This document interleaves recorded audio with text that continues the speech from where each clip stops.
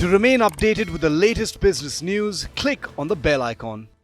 Hello and welcome to Business Today. It was a spectacular year for Indian equity investors. Sensex and Nifty posted their best gains in 13 years.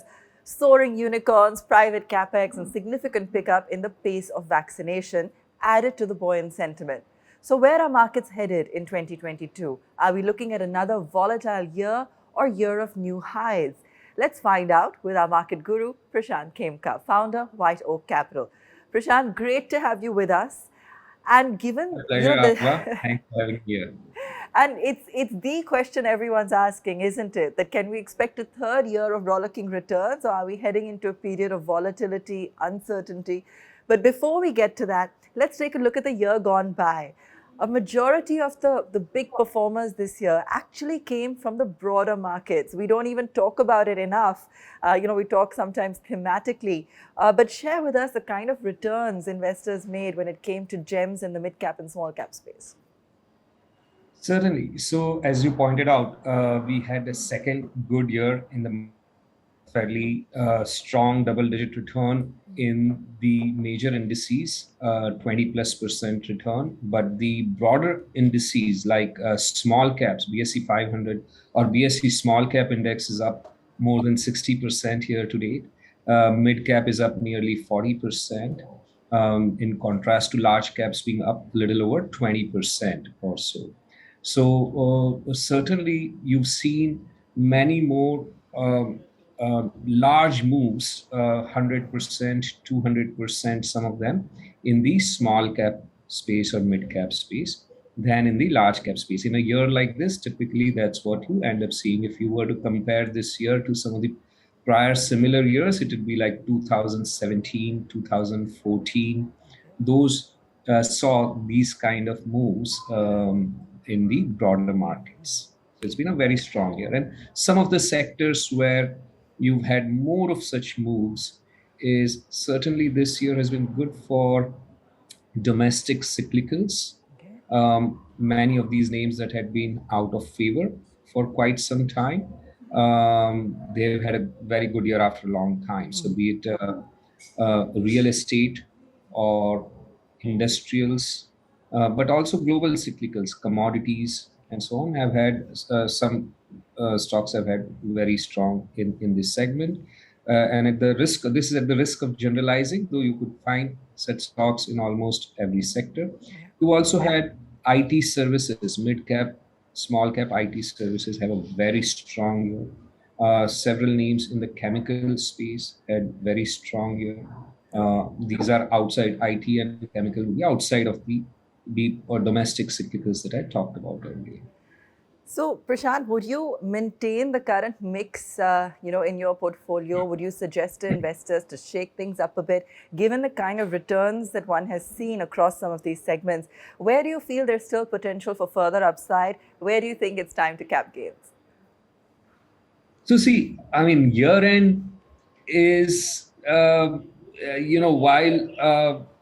we as a society celebrate and all that, from a market's perspective, year end is no different than any other day or week or month of the year. It's a continuum, right? Businesses don't necessarily all of a sudden change around the year end or something. So our portfolio, there isn't any particular activity that the team undertakes that is different at year end than it is during the course of the year. So first, I just wanted to lay that out there.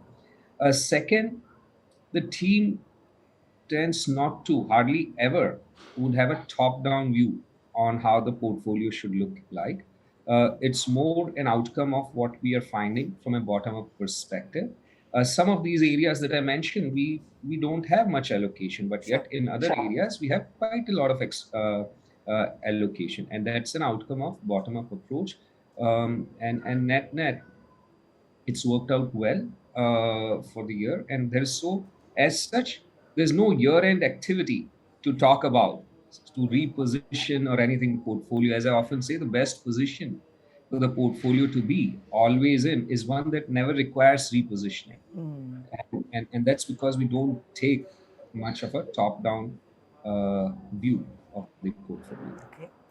What about, on that note, I still have to ask when it comes to the index, even if that's not so much something that you're looking at from a position, your own positioning point of view, as an expert and someone who's observing what's happening in the market right now, do you see any danger and any kind of collateral impact on the broader markets that we may have if there's any shakeup, given some of the uncertainty that we're seeing globally right now?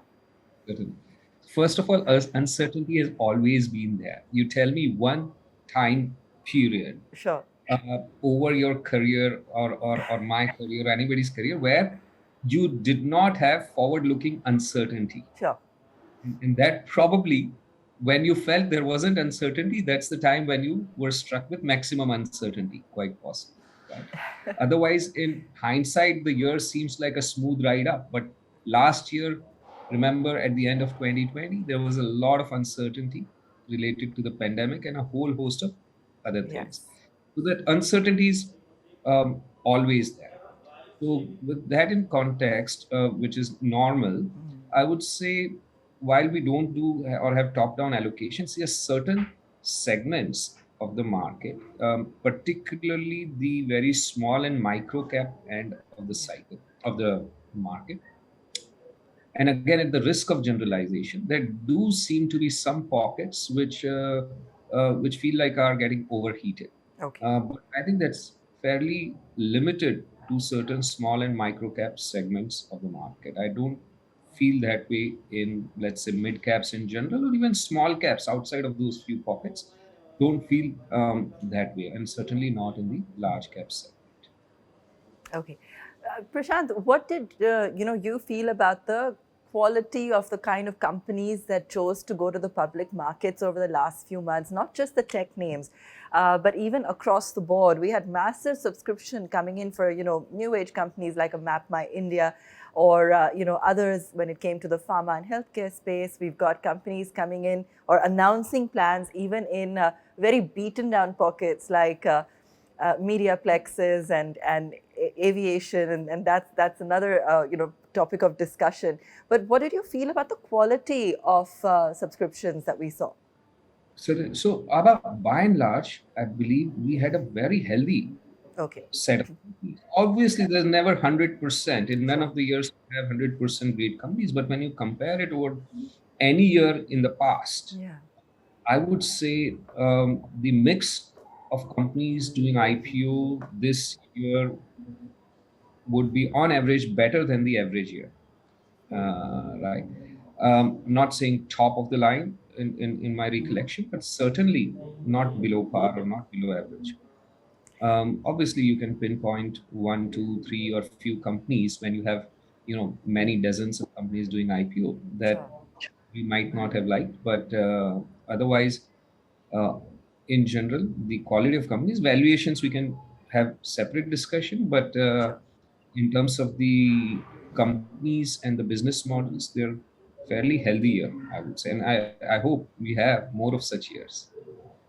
Okay, so if you had to look back at 21, what would you outline as the one big theme? As someone who's an experienced name in the markets and been watching and seeing some of these trends, over the last few decades, what surprised you? Was it perhaps some of the mega listings that we saw, the tech listings and the kind of valuations? Was it the fact that markets survived all the uncertainty as we just discussed?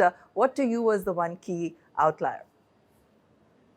So I would say, as an outlier along the lines of what you're saying, and you mentioned yourself, Yes. uh, I think the listings of new age companies, new age tech companies, was one of the positive surprises. Um, it it is a major step forward, I think, in the Indian markets for the Indian markets. This is something that's been going on in the developed markets like US for several decades now, and other emerging markets like China and elsewhere, Korea and other places have happened about a decade ago. And it was about time that Indian markets also opened up for such listings. Not all of them need to be profit making and already at much somewhat mature stage of businesses. It's okay. for companies to come in, like Nasdaq, which there's a lot of fan following of Nasdaq in India as Yes. well as around the world, right? Majority of IPOs are loss-making companies, right? And the FANG, which is the most popular acronym of the year or last 2 years or 3 years, majority of those companies were loss-making when they went public, right? So it is um, reflection of a maturing or developing market, maturing not in the negative sense but in positive sense, of a market which can see some of these companies get listed and get good response. Now all of them are not going to be good experience, a great experience, because that's not how equity market is supposed to be in first place. But they're, on the whole, it's healthy for the market. Well, we're watching out for the big one going forward, and that's going to be LIC. Curious as to what kind of interest you see if and when that one gets off the block, and also on the government's divestment program. Is that something that excites you, or that you're observing, even if not buying into immediately? What's your opinion on the kind of agenda they've outlined? Certainly, Ava. So would refrain from talking about any specific Yeah. IPO we are advising others, but on the whole, I think it's a very, very positive uh, development. What the government has announced. Obviously, the pandemic has slowed things a little bit, but if as and when it gets implemented, it's a very positive development for the Indian market and the Indian economy. Divestments of companies that have been highlighted, and strategic divestments, and stake sales, they are, I think, long pending items that this government has sought to address, and very keen, ourselves and our clients. Most of our clients are foreign investors, very keen to see this evolve over the next year or two. The good progress, some healthy progress has been made despite the setbacks of the pandemic, and we hope that continues going forward with even greater vigor. And that's one of the biggest of reforms in our view, and very healthy to see, very healthy for the market, very healthy for investor sentiment, very healthy for the broader economy, to see these companies become more accountable and more efficient over time. What about some of the beaten down pockets, Prashant? Hospitality, aviation, travel, media plexes. We're still seeing, as I mentioned, companies looking to get into the space. We've seen companies continue to expand, announce new launches. How bullish are you on consumption and the comeback in demand? I mean, we already saw a pretty good pickup towards the end of this year, but going forward, what's the trend that you feel we'll observe? Certainly, Abha. So I would say that, look, again, somewhat reiterating, boringly, even if, that we don't form major views on how these things would develop, or we don't spend much time on how these things would develop in the next year or two. If one thing that the pandemic has taught all of us in the year 2000 is that all these things don't matter at all in the near term, right? If you were told that the economy would be down 7.5% in a year, fiscal 21, I believe, and consumption would be hit because of all the lockdowns and whatnot, you'll believe that those segments of the market would do extremely poorly, and overall the market would do extremely poorly, Right. right? Uh, Yet we had one of the finest years, or 2 years, since the pandemic. So shows the futility Yeah. of trying to predict these things.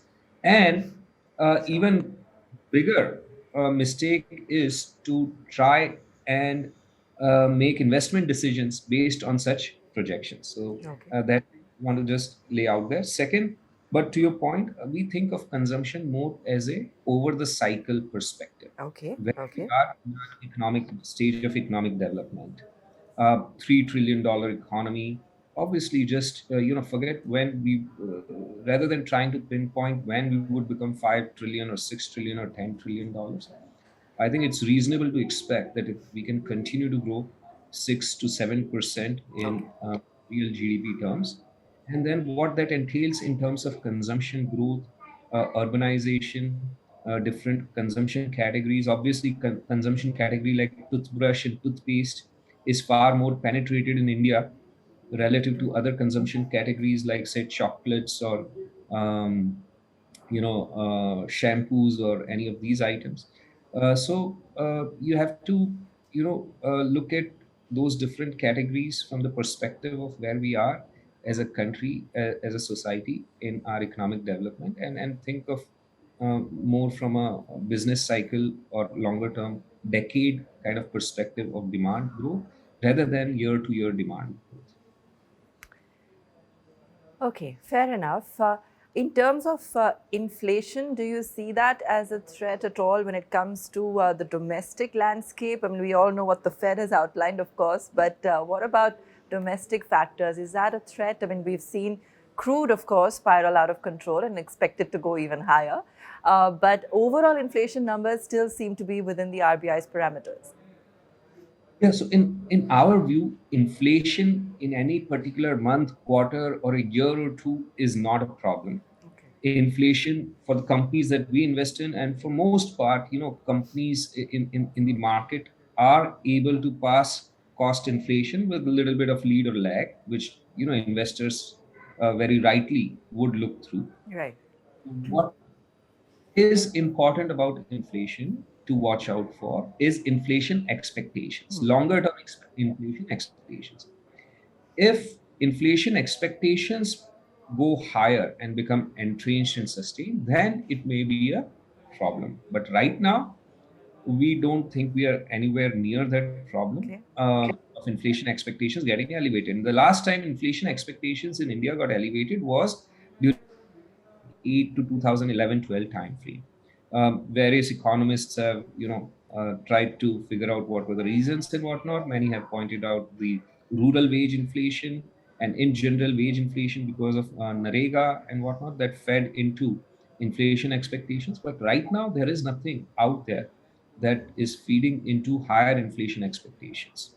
And hence, at this point in time, the spike in inflation that you see in India as well as globally, the same what I said, we believe holds true for globally as well. Okay. Believe inflation is spike in inflation is more transient in nature because of supply chain disruptions in India as well as particularly globally. And as the supply chains fall in place over the next year or shorter or longer time period, we should see inflation subside. If that does not happen, then yes, inflation expectations can inch higher, and then there would be concern on valuations around the world if those inflation expectations end up becoming sticky. Okay. In terms of asset classes, equities apart, it was a year where we saw phenomenal moves on crypto, of course.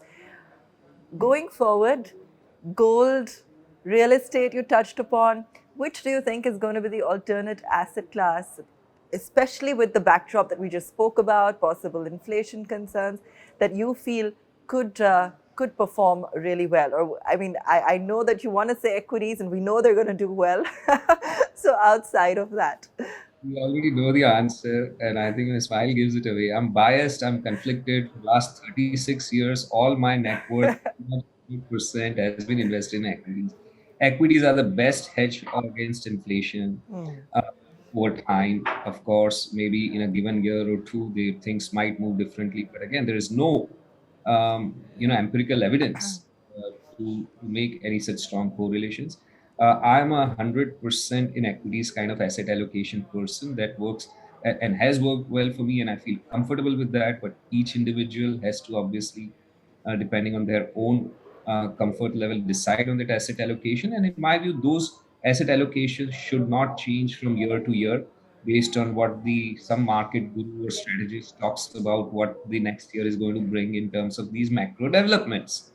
These asset allocations should be set in place with good advice, and they should be more stable over the years. Maybe they evolve with one's age but should not be tinkered around. from year to year, in my view.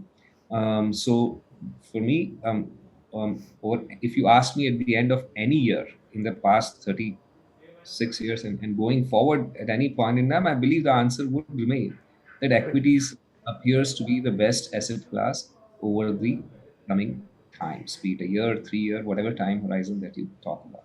And okay, so within funds, Prashant, since you mentioned the broader markets, would you suggest people go for, and we have a lot of new investors, retail investors, would you suggest they go for a diversified fund, a mid cap fund? There's a lot of talk about index funds, but you talked about the broader market. So how would be a good way to focus one's allocation? I think, see, we are strong believers in, appropriate diversification. Uh, One did not take risk for the sake of taking risk. Yeah. Take risk where um, it is with returns, right? So I think if you were to take your entire equity portfolio, it should have an all cap nature to the entire portfolio of investment. Now, within that all cap nature of your investment portfolio, in our view, you can have most of it either in all cap strategy, so you get the entire spectrum of large, mid, and small, because there are great opportunities across market cap segment, just as there are great opportunities across most of the sectors. One may choose to build this all cap nature of their portfolio by having a large cap fund and a mid cap fund and a small cap fund. Three combined together will also give you an all cap exposure. But according to us, one should not try and play, different market caps from year to year, expecting one to outperform the other in any particular year, because all those don't add any value, only add risk to the investment. Okay, just before we wind up, I'd love to get a piece of advice from you. I mean, you've shared how equities are a consistent source of wealth generation over time. Given in the last couple of years, for a lot of young investors who got into it, and by young I mean just new to the markets, given the kind of returns they saw over the last 2 years, despite what was happening externally, is there any advice you'd like to leave them with? Because any bout of volatility could come as a surprise to some of these investors who've only seen fantastic returns. Absolutely. So, um, to the extent that I am equipped to provide such advice, what I would say is have a longer term time horizon, first of all. Don't think you can double your money every year just because you might have doubled your money the year gone by. That's a mistake I made when I started investing, but learned it that you can't double your money every year. Expect the market to deliver low double digit returns over time, which is very, very healthy when compounded over long periods of time and when compared to other asset classes. That's what the markets can deliver, which is in line with nominal GDP. And if you do it well, you select the right investments, it could give you, high teens or better returns as well. But to double the money every year is not possible. Second piece of advice I'll give, obviously, don't leverage. A lot of people I see have, started leveraging also. In equities, not at all advisable to leverage. Uh, Even with your own money, if you are first time investor, because you're not comfortable or you might not be fully accustomed to the volatility, might help to stagger the investment. It is like buying insurance. So you can stagger your net worth that you're going to invest in equities over a time period, 3 months, 6 months, 12 months, or longer, depending on how much insurance you want to buy. The more you stagger, the more insurance you're buying. Obviously, there's a cost associated with that insurance, but it might be worth it, just as buying insurance might be worth it in our real life, as we all end up doing. So those would be, you know, my 2 cents worth on a topic which there are others who are far better equipped to advise, the wealth planners and financial advisors who are far better equipped to advise people on that. And I strongly recommend people leverage that expertise. Prashant, thank you so much. Wishing you a very happy new year, and we look forward to speaking to you frequently as we, maneuver the way of the markets in 2022. Thank you so much. Certainly, Ava. Thanks for having me here. Wishing you and your audience a very happy, healthy, and a prosperous 2022. Thank you. Thank you. If you like the video, do like, comment, share, and subscribe.